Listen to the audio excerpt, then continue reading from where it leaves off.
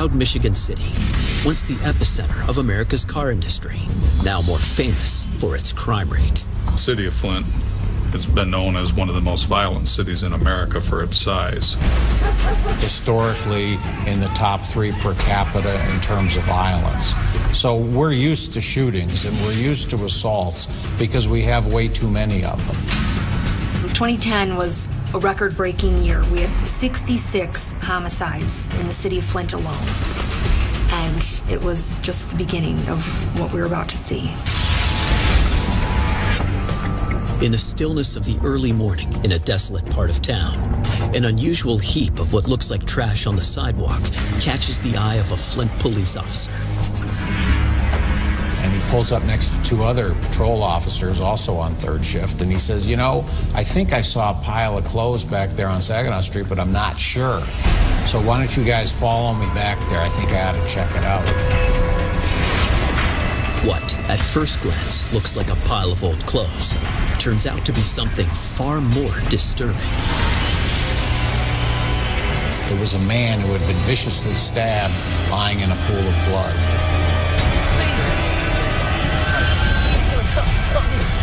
The victim is barely breathing and losing blood quickly. Just as he's about to lose consciousness, he mutters a few crucial words. Help's on her way. Authorities quickly determined that this attack was not likely a mugging when they discovered the victim's wallet and cash untouched in his pants pocket. It was later determined that the person who was lying in the road who had been stabbed was Arnold Miner. He was then put in the ambulance. An officer went with him. He died in the ambulance. Investigators immediately canvassed the area around the crime scene for suspects and witnesses. Where this happened was what would during the day be a busy stretch of street, but no one would have been there. I mean, unless someone was walking by themselves at 2:30 in the morning. Your son has been murdered. Later that morning, police deliver the tragic news to Miner's sister and mother. They share a photo of him in happier days. He's in this white shirt and this tie, and it looks like he's got some sort of ID badge on and just smiling with these glasses, and he's sort of just this thin, kind of frail, short guy with this great smile. And you could tell by talking with his family that they just really loved him.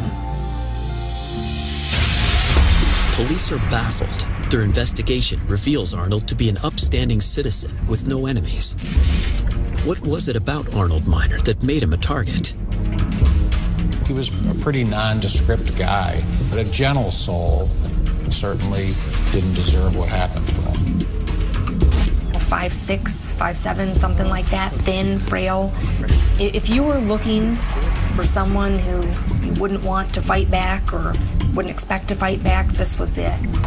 This would be their ideal victim.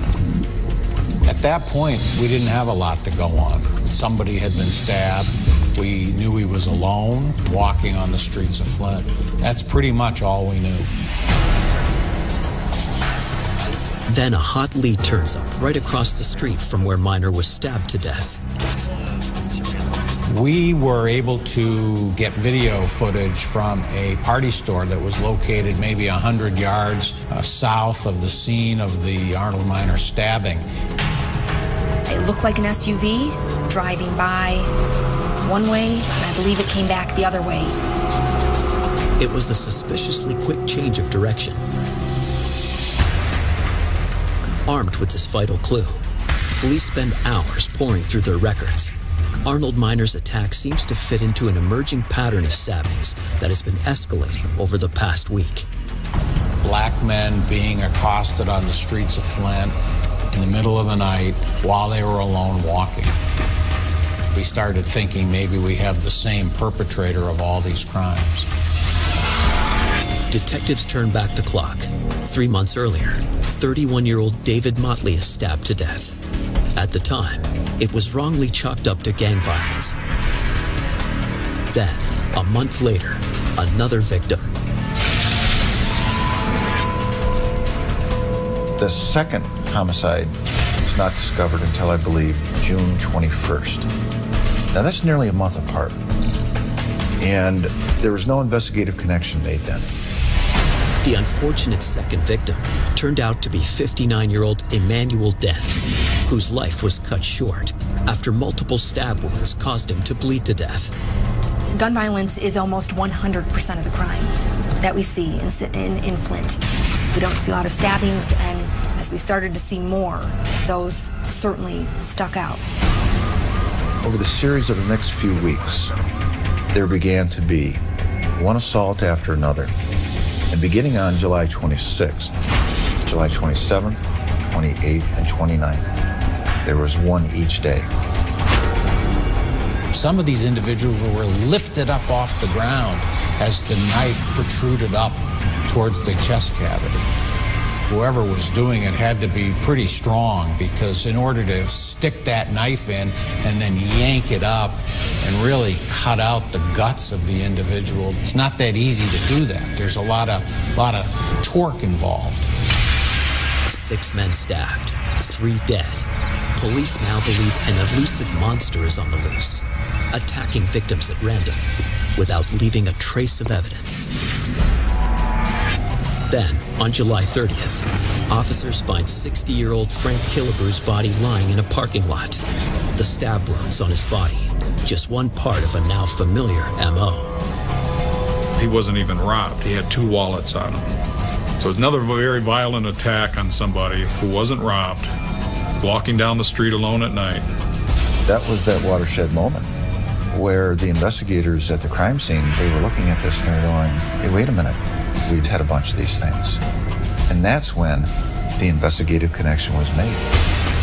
By the time Arnold Miner was stabbed to death on August 2nd, there had been a stabbing in Flint every night for the previous week. These were savage attacks. There's just no way else to describe it. These were savage, brutal, violent attacks. This guy's not stopping. This guy, he's on a rampage. As the number of attacks rises to 12, panic sweeps across the city. What we saw in the next week was something I haven't seen since. People genuinely concerned, and you're talking about a city that's used to crime, that's used to being on edge. People were afraid of becoming the next victim. So the best way to avoid that was don't go out at night. The community was up in arms, they wanted action, and the police agencies and the law enforcement folks wanted to make something happen. The problem that we were having is that the police agencies weren't really communicating with one another, because we were having a series of these stabbings, but they all weren't occurring in the same jurisdiction. The nature and the magnitude of this investigation was going to be beyond the scope of the Flint Police Department to investigate all these homicides right now. And that's when the request was made. McGreevy and his team call in reinforcements to form the Serial Stabber Task Force. We had police officers from 7 different jurisdictions, and we all wanted to capture this individual. But even with so many new players in the investigation, the task force doesn't make much headway. People were just kind of grasping at straws, if you will, because nobody really had any suspects. Right now, all police know is that their perp is white, strong, drives an SUV, and prefers a knife. He seems to attack black men at night, and he is terrifyingly prolific. We couldn't have any more homicides. It just wasn't in the equation. Absolutely not. But to do that, police need a solid lead. And they need it fast before the serial slasher strikes again. This guy's not stopping. We have a madman on the loose.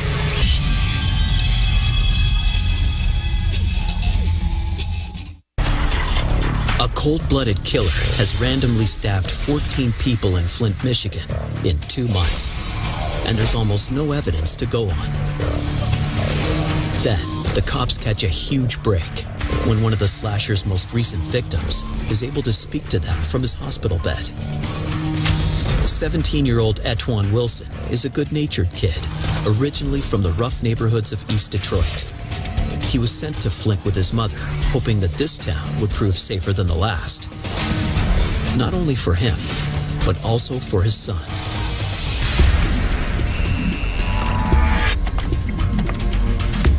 On the evening of August 1st, 2010, Etwan is walking home alone after a party, just a few blocks from his house, when he notices a man standing next to an SUV. He was on the phone, and I can hear him say, "Man, you got me lost, I don't see it." I had to go like past him to get to where I was going. So as I was walking closer, he said, "Excuse me, do you know where Clio Road is?"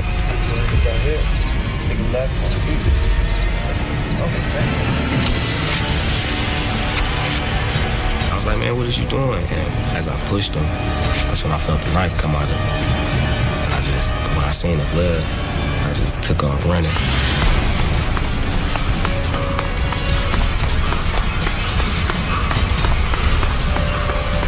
I turned around and I looked back, and he was just standing there staring at me. And there I was like, man, this dude crazy. Fighting through the pain, Etwan stumbles to the first house he sees with a light on. As he lies on the stranger's floor, Etwan thinks these moments will be his last. I'm like, I'm getting sleepy. And that's when she started crying. And she was like, "No, don't go to sleep, don't go to sleep." And she grabbed the cold water, and she was like, splashing it on my face, man. That was like giving me a lot of energy, to stay awoke, stay alive. And the lady, Regina, she was stressing to me like, "You're not gonna die, you're not gonna die." Barely breathing, one thought keeps going through his mind. I remember saying, like, I don't want to die here without my son. Like, I want to see my son again. But blood is pouring out of his wounds, spreading across the floor. I remember the ambulance coming in, and I heard him say, "Oh, he's stabbed in the lungs. You gotta hurry up." And I just remember passing out. I remember waking up, seeing my daddy sitting next to me. And at first, it kind of scared me because I'm like, this just happened at 3 o'clock this morning and you stay way in Detroit. How did you get here? Not knowing that this happened 2 days ago. With 40 staples holding his wounds together, Etwan is lucky to be alive. The knife just missed puncturing his heart. But the damage to his chest and abdomen require a long and painful recovery. Now, 4 days after the attack, Etwan is well enough to talk, and he gives them exactly what they need: a detailed description of the attacker. He was big, like a UFC fighter, like he cage fight or something. Couldn't really see his face, as he had his cap pulled all the way. He had it bent at the top, and it was a dark night. So the way she drew the eyes was like kind of perfect. Authorities release an official statement to the public, along with the sketch. The stabber is a monster of a man, 6'5", 280 pounds. Also described as a wide-jawed white man. That sketch got so much play in the papers, online, on television, posters. People now just had this image ingrained in them. And I think this really helped the community understand that, wow, they're making some progress. The climate in the city of Flint was palpable. People were in fear. They had a madman running around and preying on these victims. We had to get this guy.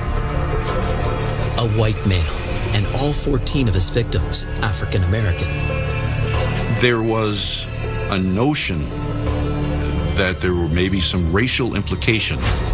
From an outsider looking at it, it would seem that this was a race issue and that he was going after black men. But if you know the demographics of the city, the person that's going to be walking by themselves at that time of the day or at that time of the night is going to be a black male, just because of the city we live in. That's the majority of the population. You know, I don't really know why he was stabbing black people, but he didn't say anything racial when he stabbed me. Police have no idea whether the slasher is motivated by bigotry or just a lust for killing. But as more recovering survivors are able to speak, investigators find they're all telling the same story. He would drive the streets of Flint. He'd see an African-American male walking along a sidewalk. He'd pull up. He'd say, "Hey, buddy, can you tell me how to get to such and such a place? Hey, do you know anything about fixing a car? I got a problem here. Can you come closer?" And that's when the attacks would occur. Police believe the slasher makes an effort to hide his powerful size to his victims as he lures them in. Well, it's nighttime, and the street lights don't work so well, and he may not appear quite as large as he ultimately turns out to be. And I think he used that to his advantage, and he wasn't as ominous looking until they got up close and that knife came out. They would come to his rescue because they're good, kind-hearted people, and then he would take advantage and attack them. That's a pretty low thing to do. After 5 days without any significant progress, frustrated investigators reach out to the community for help by setting up a 24-hour tip line. And the phone was literally, I'm told, ringing off the hook constantly with concerned citizens offering tips. Thousands of tips are pouring in, and thousands of leads for police to tirelessly follow up. It was pure adrenaline. They'd work to the point of exhaustion. They'd lay down on the floor in their office and they'd get some sleep. Just didn't think about it. Just kept on moving.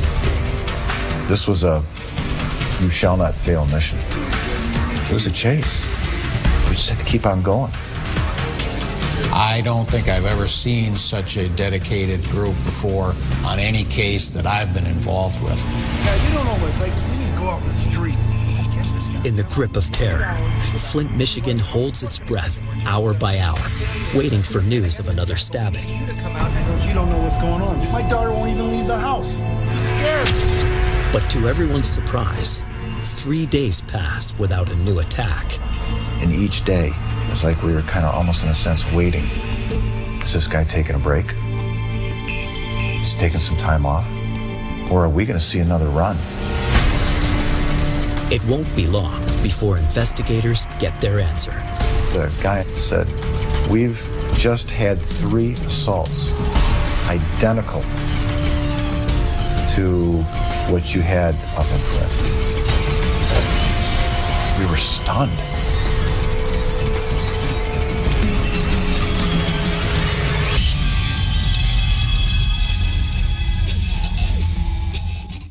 Authorities in Michigan have finally secured a solid description of the man they're calling the Flint serial slasher. But they have no DNA or other forensic evidence to link these unrelated attacks. And now, their target seems to have vanished. Is his killing spree over, or has he simply gone somewhere else in search of prey? To answer that, police send out bulletins across the country. And here you go. Here's what we have. If any of you have anything similar to what we have here in Flint, give us a call. We'd love to hear from you. 3 days later, and 600 miles away, the Slasher Task Force is contacted by the tiny police department of Leesburg, Virginia, about a recent attack. The victim was walking across a parking lot when a vehicle pulled up to him and asked if he could assist him with some problems with his car. He sensed movement in his peripheral vision and saw the suspect swinging a hammer at him. And so he was able to partially deflect, pull away, so there was not a full contact. The suspect then continued toward him, and the victim was able to run away from him. It's the third hammer attack Leesburg police have seen in 4 days. Unusual for a town of 42,000 and almost no violent crime. Thankfully, none of the victims were killed. This number of violent attacks in this time period are just unheard of in our community. The third one just added more confirmation to our suspicions that we did have a serial attacker. For this third assault, the attacker had picked the worst possible location, and investigators pick up a vital clue. The shopping area where it occurred had recently installed a new video surveillance system, and so we were able to get a picture of the actual vehicle. The vehicle is identified as an older model Trailblazer SUV.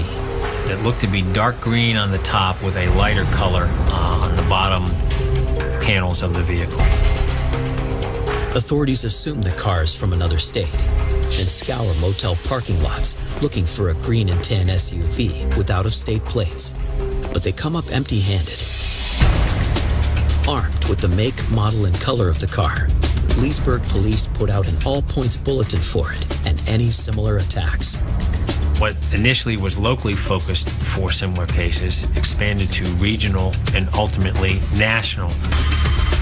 They come across bulletins from Flint about the recent serial slasher attacks and contact police in Michigan.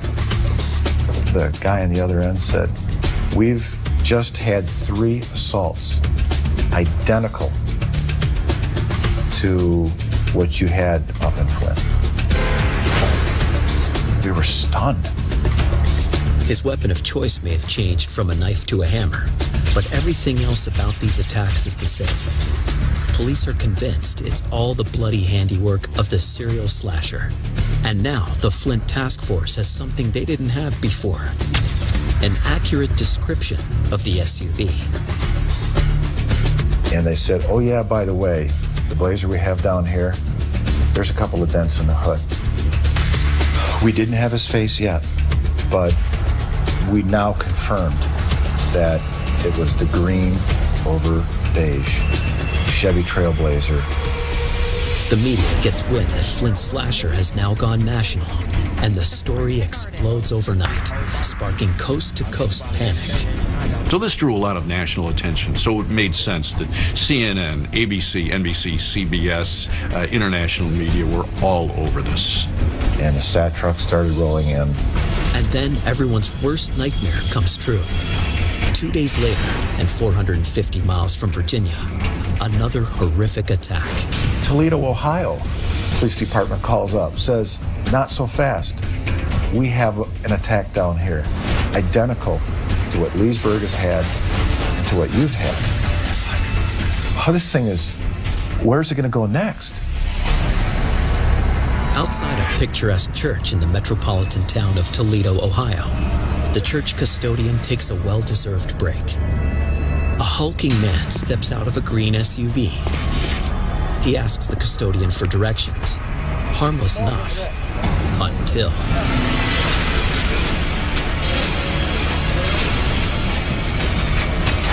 when Toledo called. And it was like, you've got to be kidding me. The green over gold Blazer had been involved. African-American men had been stabbed. Very violent stabbing. We thought that we had something very similar going on. With the Flint serial slasher's crimes confirmed to be crossing state lines, the FBI jumps in to join a team that's working 24/7. We have a madman on the loose.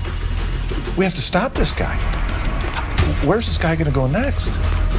What are we going to have to do to stop him? Police still haven't ID'd the suspect, but they'll soon get some help from another one of his victims.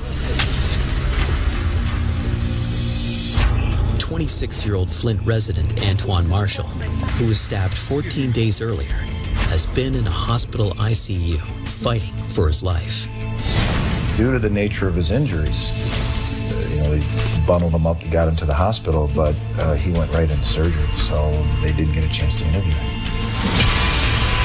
But now, Antoine has recovered enough to give police a description of his attacker that will add 2 vital pieces of information to the puzzle.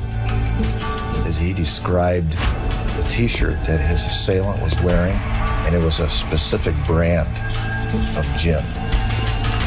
He also clarifies the slasher's race. He's, I think, the first person who came out and said definitively, said, this guy isn't all white. He's mixed with something. He's got like olive skin. He's not all white. That was a fairly significant statement that he made. These two details will blow the case wide open. A new bulletin is sent across the country, refining the description of the slasher, in hopes this info would trigger someone's memory. And it pays off big time. Oh, baby. Tip 314. There's an unidentified female, and it's stated to the effect, I know a guy who works at a Kingswater Market up in Mount Morris, and oh, by the way, he went to Virginia last week to visit a relative. Hey guys, how's it going? We got a disturbance call today. Did you notice that? But we now had somebody who matched the description, who had the right vehicle, who had some ties to Virginia. As investigators question the market's owner, a familiar logo catches the eye of one of the investigators. The T-shirt logo that was described in the attack by Antoine Wilson. And they were able to determine and confirm that the shirt the assailant was wearing was the same identical type of shirt that the store would have had. The pieces are all finally falling into place as police zero in on the serial slasher. But will they find him before he disappears for good?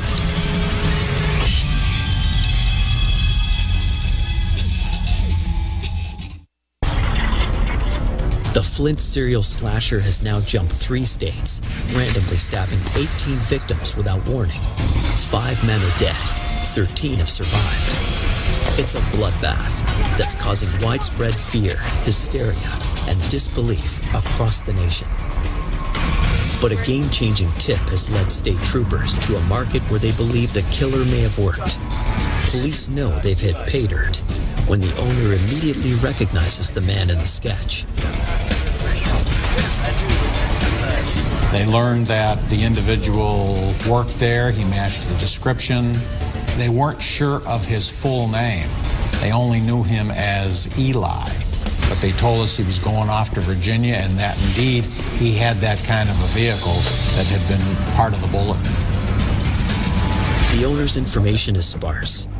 Eli only worked for a short time on the night shift, and the owner paid him in cash. But the most valuable information of all comes from the security cameras installed in the store. The store owner pointed out the employee who they were asking about, who had left to go to Virginia, and the store owner also on the archive video pointed out that person's vehicle, which was parked in the parking lot. There you go. Appreciate it. Thanks for help. Investigators are closer than they've ever been to learning the identity of the serial slasher. But they need a last name. The owner claims to know nothing else about Eli, except that he's a good worker, speaks with an accent, and mostly keeps to himself. But in questioning other employees, the cops get one last clue from Eli's coworker. Getting his cell phone number was a critical piece of investigative evidence. One tip in 1,000 has delivered a gold mine. Back at task force headquarters, state troopers shared their exciting news with the team. At this point, the investigators had an exact match on the vehicle, and the fact that this guy went to Leesburg, similar descriptions of the T-shirt, and now they had a cell phone number, and we had a picture. So right now, things are beginning to move ahead just a little bit faster. They still don't have the suspect's last name, but in a stunning stroke of luck, the name of the market rings a bell for a member of the task force. And the one investigator goes, I remember that market. We did an alcohol enforcement sting a few weeks back. In fact, the guy you're talking about, the description, he matches the guy that we gave the ticket to. The Flint serial slasher is also guilty of selling alcohol to minors. And they actually had his driver's license, or at least a photocopy of it, because they had written him a ticket. And that's how we learned the real name of Eli was Elias Abuelazam. Now that they have his full name, the task force goes into overdrive to track him down. By now, he'll know they're onto him thanks to the media attention. So he's no doubt laying low. Physically now, we still didn't know where he was. It's like trying to find a needle in a haystack in a sense, right? Where could he be? If his name and photo are released to the public, he could go underground and disappear for good. Unless they can find him first. Once we had his cell phone number, we were able to use it really to track him. Meanwhile, authorities dig into 33-year-old Elias Abuelazam's past. The investigation determined that this individual was an Arab Christian born in Israel. His father died when he was young. During his teen years, he was sent to the United States to the Virginia area to live with family members. Late 2008, early 2009, had a run-in with his brother-in-law that resulted in a physical altercation, and then ended up going to the Flint, Michigan area and living with relatives there. But what really caught everyone's attention was an incident in his country of birth. We learned that, in fact, in Israel, he had been involved in a stabbing. No charges were filed, but many who knew him could sense a deep-seated rage.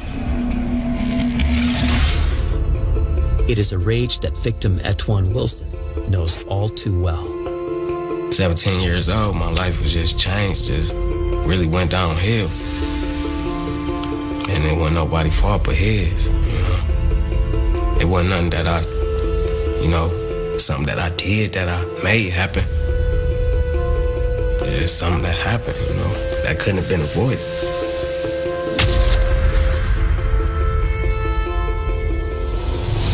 Back at the task force, the cell phone tracking expert pings Abuelazam's phone. When the computer reveals where that phone is, all systems go into immediate red alert. Guys, we got some bad news. Our suspect is on the move. It looks like the slasher is on the verge of escaping for good. They got it within 1,000 yards of Louisville, Kentucky International Airport. Very close to the airport are two interstates. Is the guy flying or is he mobile? Is he driving? Their worst fears are confirmed when they check passenger lists for flights leaving the airport that night. And there he was, checked on a plane to fly to Tel Aviv. If he gets on that plane to Israel, we may never get him back. But to stop him, they not only have to secure a warrant, find him and arrest him, they also have to do it from 700 miles away in under an hour.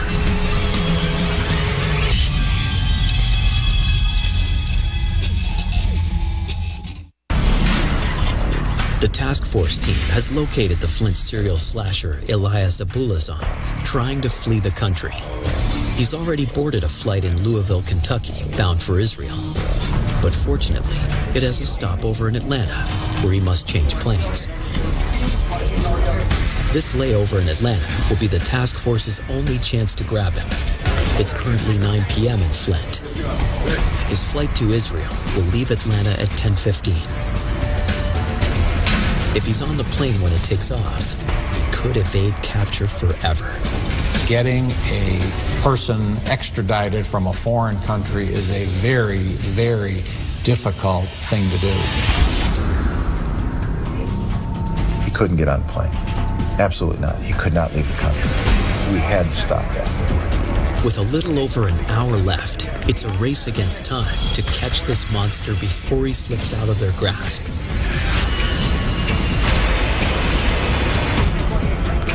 But they can't just arrest him on the spot. We have to come up with a warrant.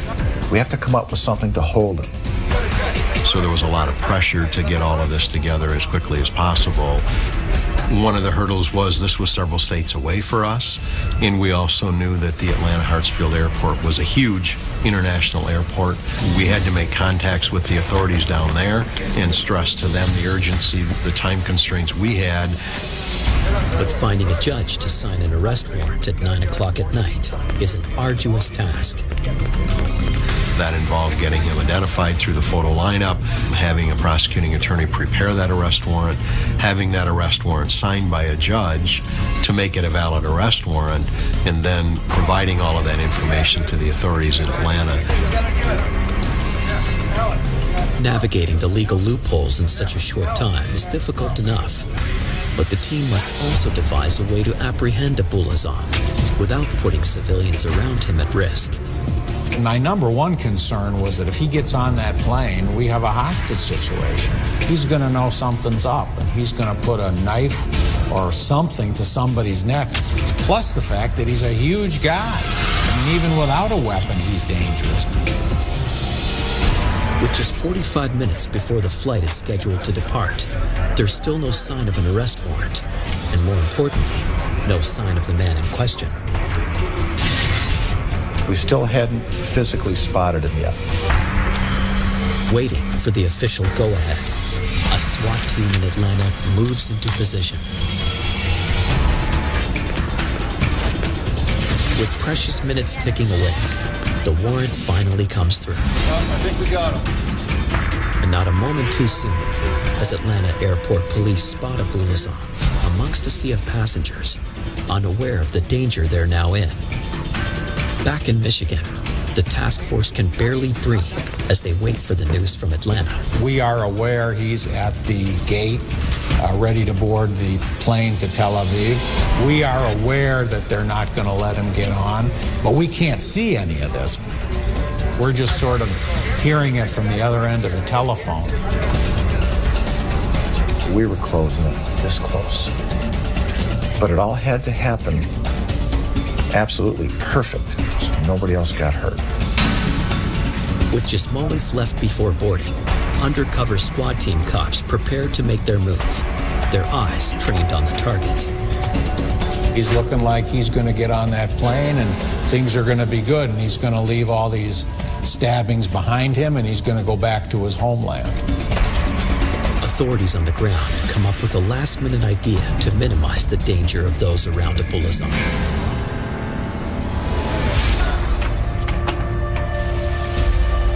Mr. Abuelazam, can you please make yourself known at gate C24? An announcement is made over the public address system asking that Elias Abuelazam please come up. And maybe Abuelazam felt when he heard his name announced, this is great. They're going to upgrade me to first class because I'm a big guy, and they realize that I need some extra room. And he's standing up. He's walking to the counter.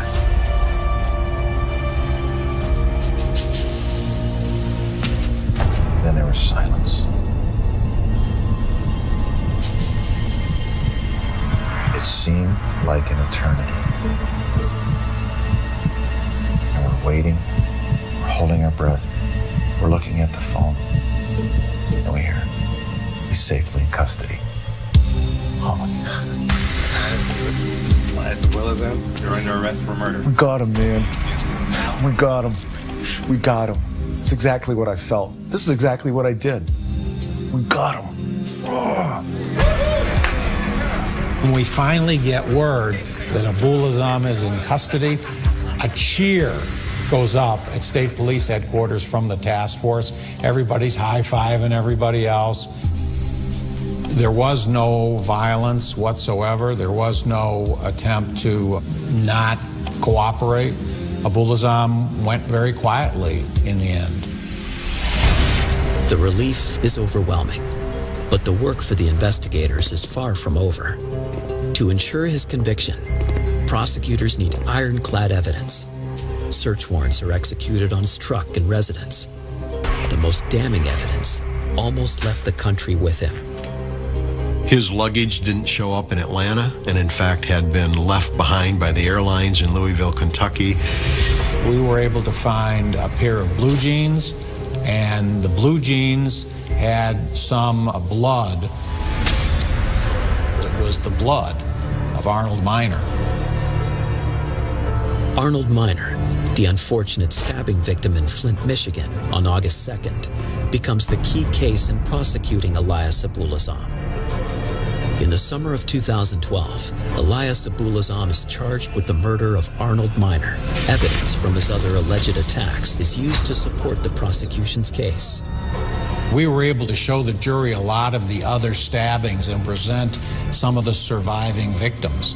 And those surviving victims actually identified Elias Abuelazam as their attacker. When I looked at him, it was kind of like, I know you wish you would have killed me now. You see you messed up. There ain't no getting out of this one. The Flint serial slasher refused to confess to his crimes. His motives for attacking these victims remain a mystery. On June 25, 2012, Elias Abuelazam is found guilty on all counts and sentenced to life in prison. When the verdict came back on him of being guilty of first-degree premeditated murder, that means in Michigan that he will spend the rest of his life in prison. That's the strongest sentence that we have here in the state of Michigan. We don't have the death penalty. Never, ever, ever again will this person inflict the type of pain and suffering on not only families, but communities as well. He's never going to see the outside again. He's done. The slasher's reign of terror is over, but the pain lingers for his victims and their families. In his difficult journey of recovery, Etwan Wilson has been inspired by the same person who gave him a reason to live on that terrible night, his son. So it's beautiful being able to, teach him things I want to teach him and watch him grow and have fun, see him smile, play around. That's a good feeling. I'm gonna still be who I am, regardless. He might have took, my body, but he didn't take my spirit, my soul.